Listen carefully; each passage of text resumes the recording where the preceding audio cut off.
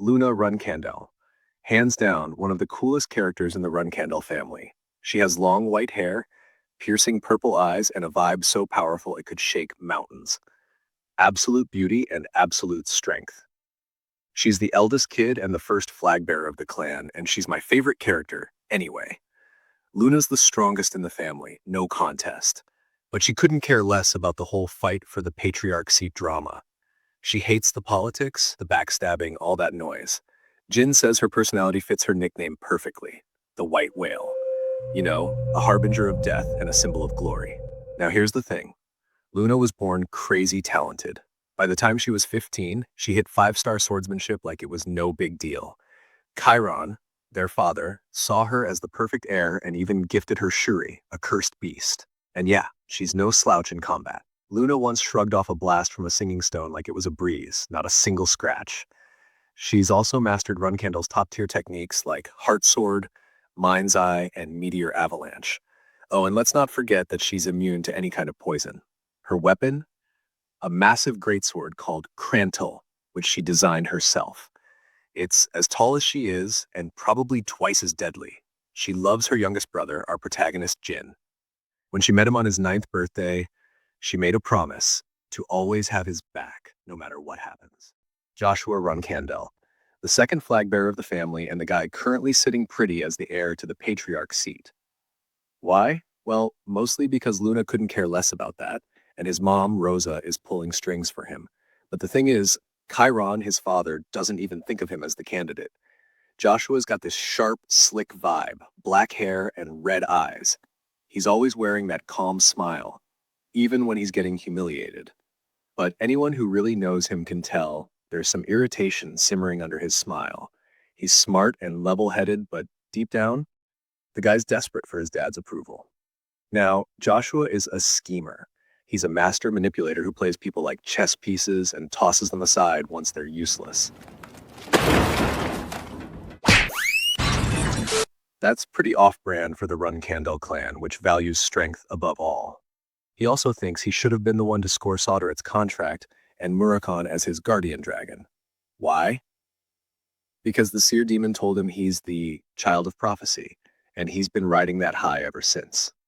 When it comes to fighting, Joshua's no slouch.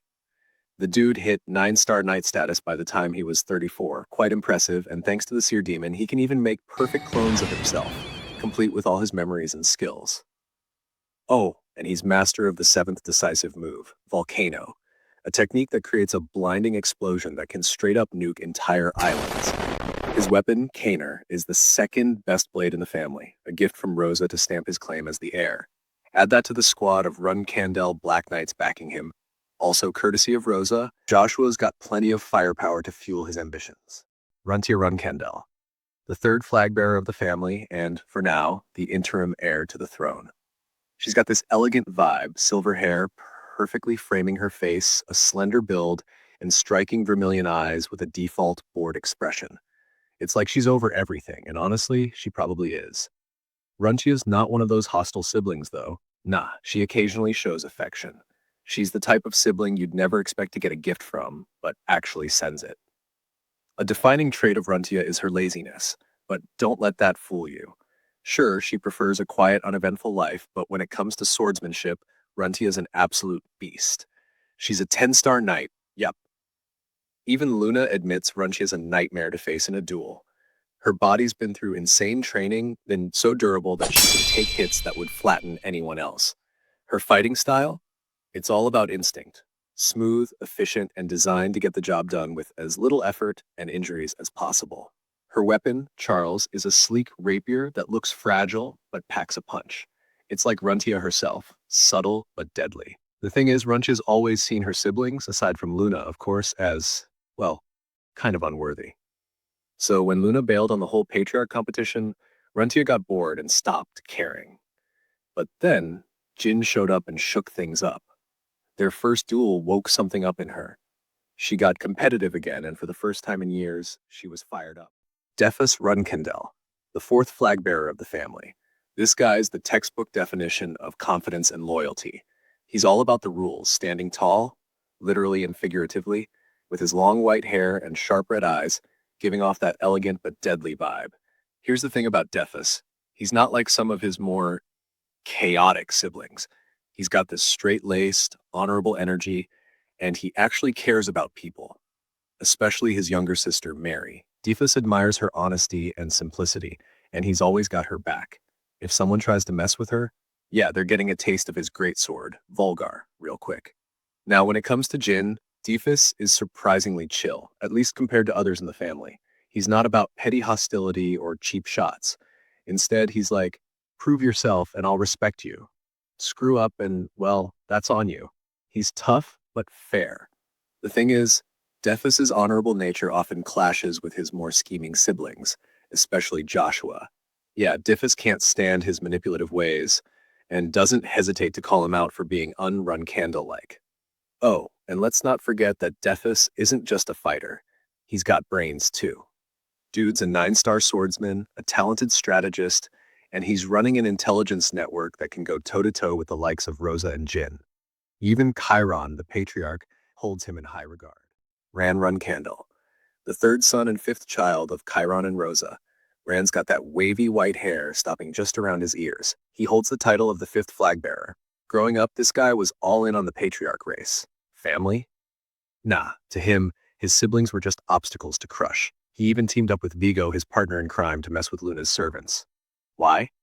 Spite. Straight up jealousy.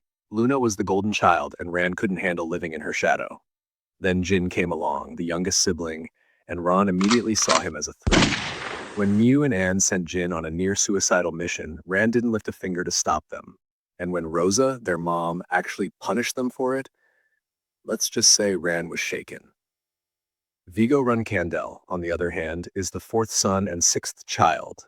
Vigo's got this curly black hair and always wears a headband that casts a shadow over his eyes. It's kind of his trademark look.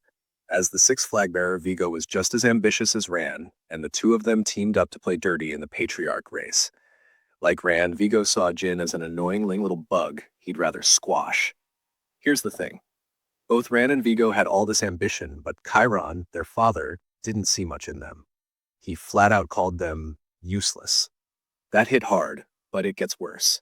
After the Prophet took over the Runcandel family, both Ran and Vigo became tainted by chaos, turning into Chaos Knights. Sounds cool, right? Nope. The transformation didn't give them any major upgrades. Lionel even called them small fry when they faced Jin after his insane training arc. Mary Runcandel, aka Wind Fury Mary, the seventh flag bearer of the family and an absolute battle junkie. She's got shoulder-length black hair, fiery red eyes, and a personality that screams, let's fight first, think later. Politics, finances, or any of that boring stuff? No, she leaves all of that to her favorite sibling, Dhipus. Now the thing is, she's actually one of the few siblings who's nice to Jin. While everyone else was busy mocking him or throwing him to the wolves, Mary was out here cheering him on. She even gave him a phoenix heart, a priceless gift to help him grow stronger. But of course, she didn't do this out of pure kindness. She wanted Jin to get strong enough to fight her one day. Classic Mary, right?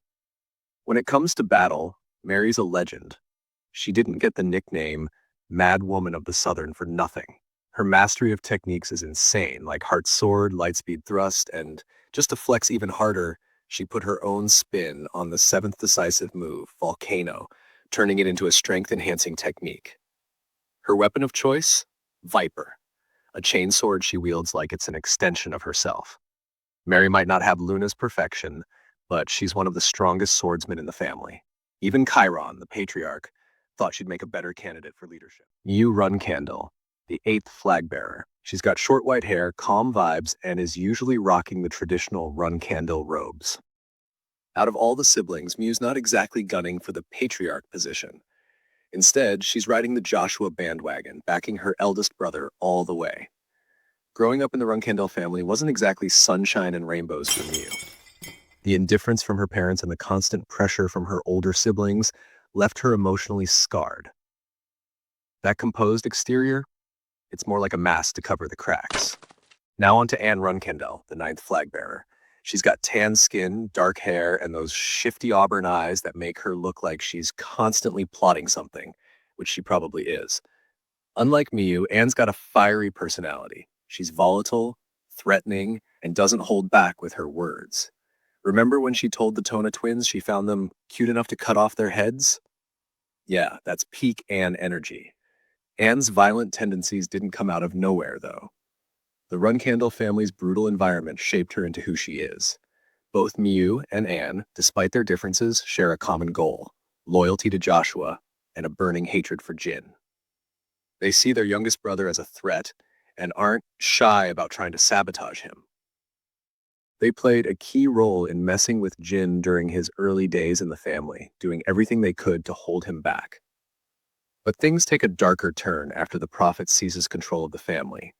Both of them get tainted by chaos and become chaos knights like Ran and Vigo. Sure, the transformation makes them stronger, but at a cost. They lose their humanity and end up as pawns of the prophet. Yona Runcandel. Yona Runcandel, also known as the Chaotic Blade, is the 10th child of the Runcandel family and the 6th daughter. Based in Samel, she serves as nameless first executioner under Owal, the Assassin King. Even at 16, her skills were so sharp that Owal himself was wary of her. Yona was born with the power of chaos, something Chiron acquired through unknown means. Her darker instincts emerged early. At just 8, she killed a visiting cousin, prompting Chiron to isolate her from the others. By 12, her mother introduced her to Nameless, where she trained to become the family's executioner, cutting her off even further from her siblings. Despite this, Yona was never hostile toward them and showed an unusual kindness toward Jin. In Jin's previous life, Yona secretly left him green roses, a symbol of her affection, though he didn't realize this until after his regression. She even gifted him the 1,000 poison antidote for his birthday, which she once gave to Anne after being tricked in the past. Her relationship with Jin grew stronger post-regression, as she trained him by sending assassins after him to help awaken his mind's eye. As the second in command of the Runcandel family, Yona's skills as an assassin are unmatched. Her hiding skills are so great that even the mind's eye struggles to locate her, surpassing even Owol, who hopes to make her the next Nameless King. Daytona and Haytona Runcandel. Daytona and Haytona Runcandel, the elder and younger twins, couldn't be more different, yet inseparable. Daytona, with black hair and red eyes, wields a greatsword slightly smaller than Luna's Crantel. Haytona, with white hair and red eyes, uses a chainsword that extends its range, with the attacks described as strong and heavy. Like Jin and his other siblings, they have a nanny who raises them from birth. The twins were raised by Emma, who used a carrot and stick approach without teaching them morals. Unlike Gilly's loving care for Jin, Emma exploits the twins for her benefit. Instead of showing either of them genuine care, Emma uses their status to her advantage, living a lavish life without concern and turning them into crazed, ruthless fighters. Chiron also ignored them as their talents didn't stand out. Before Jin's regression, the twins bullied him like everyone else, taking advantage of his weak status. However, post-regression, everything changed. Jin's rapid growth earned their fear, respect, and eventually loyalty. They even showed genuine concern for him.